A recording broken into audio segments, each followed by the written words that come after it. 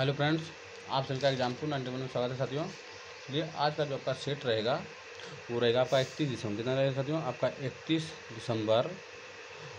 दिसंबर और 2021 का सेट रहेगा साथियों। हिंदी का रहेगा, किस रहेगा? हिंदी का सेट रहेगा साथियों। चलिए क्वेश्चन के चलते हम लोग। बोला गया है भाषा अधिगम के अंतर्गत परिकल्पना का क्या अर्थ है साथियों? परिकल्पना का क्या अर्थ है? तो आपका जो इसमें आंसर हो जाएगा आपका 4 नंबर हो जाएगा। क्या बोला गया 4 में? तो शिक्षार्थी को द्वितीय अथवा विदेशी भाषा सीखने के लिए सीखने सीखने के लिए निवेश पर आधारित अंतःक्रिया करनी चाहिए साथियों। सही बात है। चलिए हम लोग नेक्स्ट सवाल को चलते साथियों। नेक्स्ट क्वेश्चन में देखते हैं। बोला गया है संसाधन के रूप में बहुभाषिकता का क्या अर्थ? संसाधन के रूप में बहुभाषिकता का क्या अर्थ होता है साथियों? तो इसमें भी आपका डी नंबर से हो जाएगा आंसर। कक्षा में शिक्षार्थी की भाषा के पाठ्य सामग्री, विचार, अभ्यास और सांस्कृतिक पहलुओं का प्रयोग करना साथियों। चलिए हम लोग नेक्स्ट सवाल को चलते साथियों। नेक्स्ट क्वेश्चन में देख सकते हैं। नेक्स्ट में बोला गया है क्या है नेक्स्ट में क्वेश्चन? तो आपका बोला गया है शिक्षार्थी उपलब्धियों के उन स्तरों के दूसरे की मदद से प्राप्त करनी चाहिए जिन्हें वे अकेले अपने आप नहीं प्राप्त कर पाते हैं। तो भाषा अधिगम का यह धारणा क्या कहलाएगा साथियों? भाषा अधिगम का यह अवधारणा जो कहलाएगा साथियों, तो आपका हो जाएगा क्या हो जाएगा साथियों? तो सहारा देना संबंधित परिकल्पना हो जाएगा साथियों। चलिए हम लोग नेक्स्ट सवाल को चलते हैं। नेक्स्ट क्वेश्चन में देख सकते हैं। बोला गया साथियों क्या है? तो मेघना ने एक आवे आवेन खरीदा। क्या? ओवेन खरीदा। वहाँ उनके चलने का तरीका जानना चाहती थी। वह चलने का तरीका जानना चाहती थी। कौन सा बटन से ओवेन चलेगा? विशेषकर यह जानने के लिए उन्हें निर्देश की पाठन शुरू किया। पाठन के इस उपकौशल को किस नाम से जानेंगे साथियों? तो पाठन के इस उपकौशल को हम लोग जानेंगे बारीकी से। क्यों? बारीकी से पढ़ना जानेंगे साथियों। चलिए हम लोग नेक्स्ट सवाल को चलते साथियों। नेक्स्ट क्वेश्चन में देख सकते हैं। बोला गया है क्या है? तो एक शिक्षिका अपनी कक्षा में 5 व्यक्तियों की श्रुतलेख देती है। वह 5 वाक्यों को 2 बार बोलती है तथा शिक्षार्थियों को वाक्य को बिल्कुल उसी तरह से लिखने के लिए कहती है जिस तरह से वे बोले गए थे। तो आकलन के लिए शिक्षार्थी यहाँ कौन सी श्रवण युक्ति अपनाई थी साथियों? यह जो युक्ति अपनाई थी साथियों, यह युक्ति आपका हो जाएगा क्या हो जाएगा? तो उन्मुखी श्रवण प्रतिक्रिया हो जाएगा। चलिए हम लोग नेक्स्ट सवाल को चलते साथियों। नेक्स्ट क्वेश्चन में बोला गया है यह राहुल तथा करुणा के बीच हो रही बातचीत दी गई। इस ध्यानपूर्वक पढ़े तथा इस बातचीत का उद्देश्य बताएं। तो आपका हो जाएगा राहुल, हेलो, आप कैसे हो? आपको देखते हुए ज़्यादा समय हो गया, आप कहाँ थे? उसके बाद करुणा बोली, मैं अच्छी हूँ, मैं शहर के बाहर अपने माता पिता से मिलने बाहर गांव आई थी।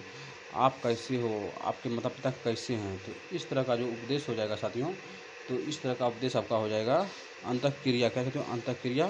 अंतःक्रिया उद्देश्य होगा। अंतःक्रिया उद्देश्य हो जाएगा साथियों। चलिए हम लोग नेक्स्ट सवाल को चलते साथियों।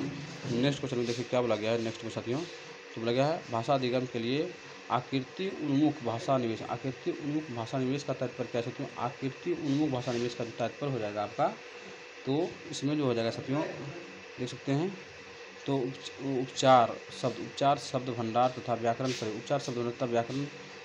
प्रयोग हो जाएगा साथियों। चलिए हम लोग नेक्स्ट सवाल को चलते साथियों। नेक्स्ट में बोला गया है शब्द संपदा के संदर्भ में जिस शब्द को हम लोग तथा वचन में प्रयोग करते हैं उन्हें किस रूप में जानेंगे साथियों? वचन प्रयोग करते हैं उन्हें किस रूप में जानेंगे? तो हम लोग जो जानेंगे साथियों 2 नंबर में जानेंगे। क्या किसके बारे में जानेंगे?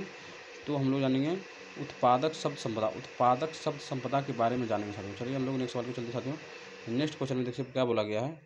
बोला गया साथियों शब्दों के समूह के प्रति समझ बनाकर शब्द संपदा अर्जित करने की वकालत। वकालत किसके द्वारा की जाती है साथियों? तो किसके द्वारा की जाएगी? तो आपका जो हो जाएगा साथियों 3 नंबर सही है साथियों, आपका सी सही हो जाएगा, क्योंकि कोष विषय उपागम किसके बारे में साथियों? कोष विषय उपागम के बारे में बोला गया है। चलिए हम लोग नेक्स्ट सवाल को चलते साथियों। नेक्स्ट क्वेश्चन में देखिए बोला गया क्या है, तो संरचनाओं के बारे में ज्ञान, संरचनाओं के बारे में ज्ञान वर्णन करना, ज्ञान वर्णन करना, ज्ञान वर्णन करना समिति अभ्यास में इसे लागू करना निम्नलिखित में से कहलाता है साथियों। तो क्या कहलाएगा इसका? इसमें जो कहलाएगा साथियों आपका आंसर हो जाएगा 4 नंबर यानी डी नंबर, घोषणात्मक ज्ञान। क्या हो जाएगा साथियों? आपका घोषणात्मक ज्ञान हो जाएगा साथियों। चलिए हम लोग नेक्स्ट सवाल की ओर चलते साथियों। नेक्स्ट सवाल में देख सकते हैं बोला गया है, क्या बोला गया है, तो एक शिक्षार्थी लिखना सीखने, क्या साथियों? एक शिक्षार्थी लिखना सीखने के लिए इस प्रतिक्रिया से गुजरती है, जैसे कि क्या साथियों? विचार को नोट कर लेना, एक समरूप तैयार करना, पहला प्रारूप बनाना आदि लेखन की इस तकनीकों को किस रूप में जाना जाता है साथियों?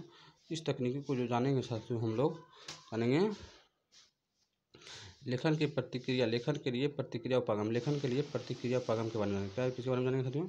लेखन के लिए प्रतिक्रिया उपागम के बारे में हम लोग जानेंगे साथियों। चलिए हम लोग देखिए आपका यही सही हो जाएगा, लेखन की प्रतिक्रिया उपागम के बारे में जानेंगे। चलिए हम लोग नेक्स्ट सवाल के चलते साथियों। नेक्स्ट क्वेश्चन में देखिए क्या बोला गया है, तो आपका बोला गया साथियों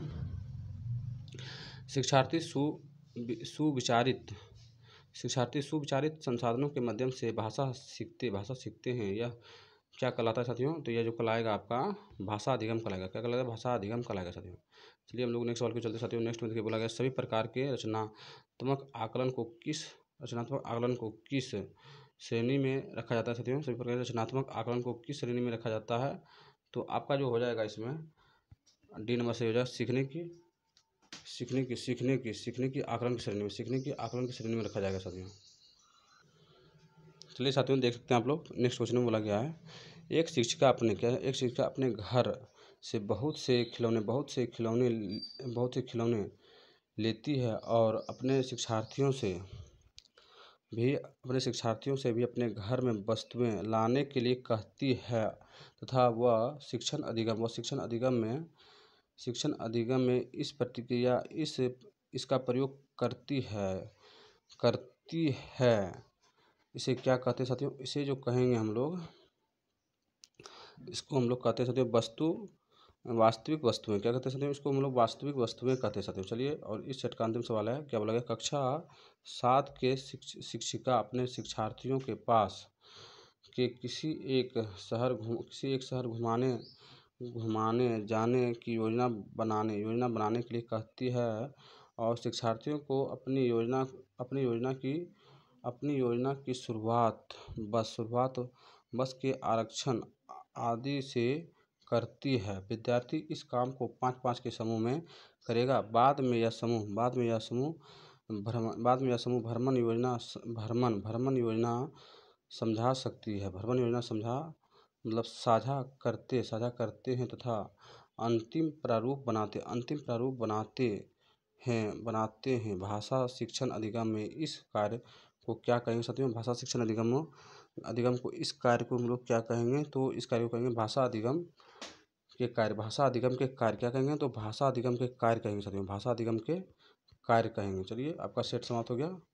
ये जो आपका सेट था साथियों 31 दिसंबर का, किसका था साथियों? 31 दिसंबर और 2021 का साथियों हिंदी का सेट था। अब अगर एग्जाम को 91 बने तो चैनल को लाइक शेयर और सब्सक्राइब जरूर से ज़रूर कीजिए साथियों।